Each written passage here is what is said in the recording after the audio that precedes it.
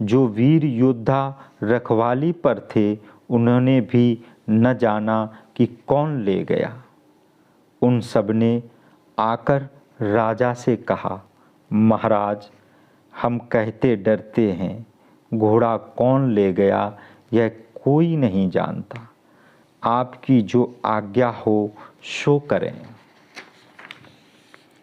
सुनकर राजा को बड़ा आश्चर्य हुआ। सब पुत्रों को तुरंत बुलाया और कहा, जाओ तुम घोड़े को ढूंढो। सब चरणों में सिर नवाकर चले। वे सब इंद्र के समान बड़े धनुर्धर और रण में धैर्यवान दिखाई देते थे। उनके चलने से पृथ्वी व्याकुल हो गई और अनेक जीव बलि पशु बने।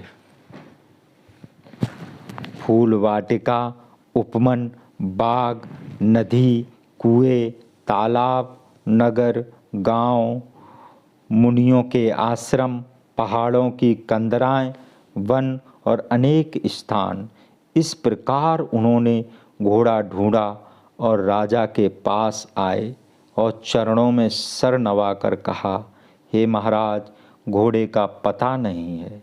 राजा ने कहा कि पृथ्वी को खोदो। तब वह चलकर पूर्व दिशा में आए।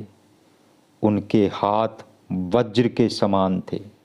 वे बलवान 1 योजन भर पृथ्वी खोदते थे। उनका अतुल बल देखकर देवता डर गए।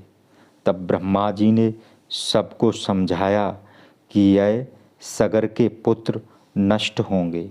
वे पृथ्वी में खोजते हुए पाताल में आए और एक दिग्गज को देखकर सिर नवाया।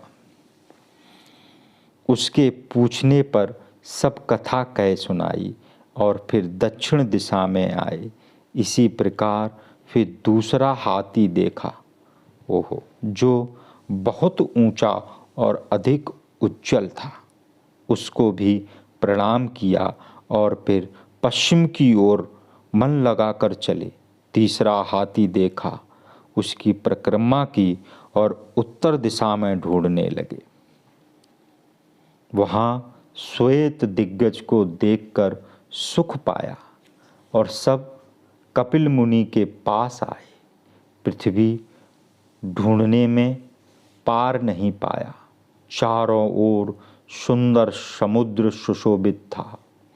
तब उन्होंने आकर अपना घोड़ा देखा कि मुनि के पास बंधा है। तब वे सब क्रोध करके बोले, क्योंकि सबका नाश हुआ चाहता था। हमने पृथ्वी चारों कोनों में ढूंढी। अरे दुष्ट, तुझको बहुत खोजते रहे।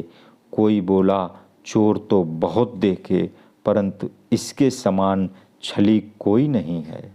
पराया धन लेकर पाताल में आ बैठा है। इस चोर ने श्रेष्ठ मुनि का वेश बनाया है। किसी ने कहा, यह मुनि नहीं है, इसके लक्षण देखकर मन में ही समझ लो। किसी ने कहा, अरे दुष्ट, हमारा घोड़ा लेकर तूने बगुले के समान बहुत तप कर लिया। यह वचन सुनकर मुनि ने ज्यों ही उन्हें देखा कि वे सब एक क्षण में ही छलकर जलकर भस्म हो गए।